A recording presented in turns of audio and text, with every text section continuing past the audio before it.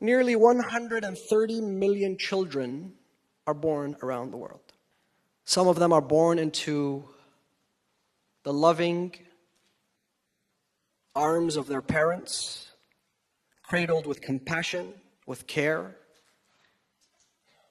And some of them from that moment experience rejection, abuse. Some children are born into wealth. Some children are born into honorable, decent families, stable life. And some were not planned, or they are born in poverty.